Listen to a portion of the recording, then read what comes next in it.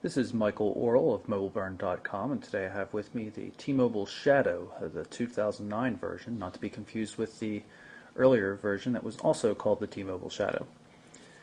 This updated Shadow has Windows Mobile 6.1 running in the background. It features a slightly updated form factor. Still features the same 20-key hybrid keyboard that we've seen. Has a QWERTY layout in kind of a BlackBerry Pearl type formation. Like the original, it features a scrolling D-pad. It can be used to scroll or move up and down, left and right with regular key presses. On the side here we have volume up and down controls. There's a covered micro SD slot here. On the other side we have the dedicated camera shutter button, and then there is a shortcut key. By default, the short press of the shortcut key brings up the messaging application. A long press will bring up the Wi-Fi Quick Connect. The Wi-Fi Quick Connect is important because this is a UMA capable device. Take a look up at the upper right hand corner of the screen. You can see that pink indicator showing that we're on a Wi-Fi network using UMA, which means all the voice and messaging and data is routed across our local Wi-Fi router as opposed to through the GSM Edge network. While the color scheme on this particular version is pearl white in general, kind of a metallic-y looking pearl white finish, the back plate has a nice fade from silver to a bluish green tint down here at the bottom. Also on the back is the 2 megapixel fixed focus camera. When you open the device up, you can see the T-Mobile Shadow logo. Slider mechanism's nicely sprung, it's not too stiff, but still stays in place. The only complaint I would have in terms of the build quality is that the scrolling D-pad feels a little bit loose, a little too free spinning, and the spinning action inside the interface on the device doesn't seem to keep up. The Shadow here runs an updated version of the Neo interface that we first saw in the original Shadow, a precursor to sliding panels, which is also available.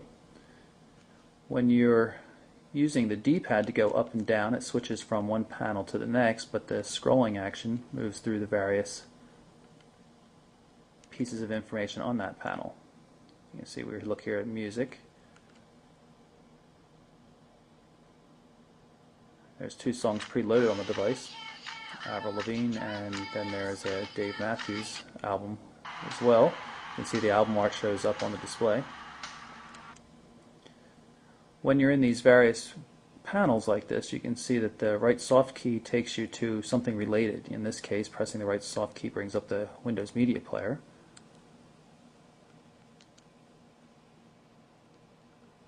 However, when you're in this panel here, which is at the bottom, which is mostly settings related, the right soft key takes you to the full settings screen.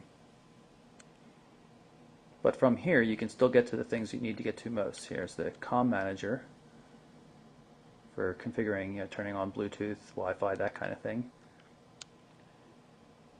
Close applications, check battery life, change your ringtone, and change your wallpaper. It's also the ever useful profile switcher, but there's probably an easier way to get to it. If you just hold down the long press, the home button, it brings up this quick menu, which also lets you get to the task manager, the COM manager, and quickly set profiles without having to move around and navigate too much. If we bring up the start menu here, you can see that everything is pretty much standard Windows Mobile 6.1. You can use the D-pad to scroll through. It's a little hard to visually keep up with what it's doing though, so you can always use the D-pad to click up and down, left and right, and that kind of thing.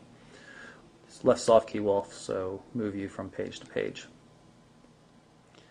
Like most Windows Mobile devices, you can set speed dials for applications and contacts. Take a quick look at the camera application here on the Shadow. Hold down the shutter button for a second to load the camera. See, it looks nice and clear. Bring up the settings. Right now it's in full 2 megapixel resolution, so there's no digital zoom. But if we switch that, get out of the settings, you can see the digital zoom in effect.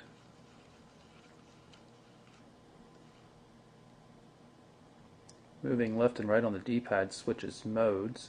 You can see right up here in the corner where it says video or photo, video messaging, contacts picture.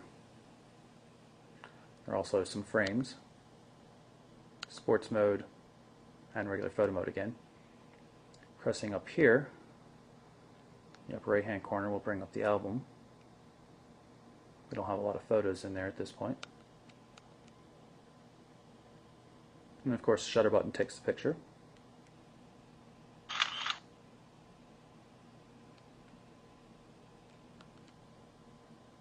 can also use the D-pad center button.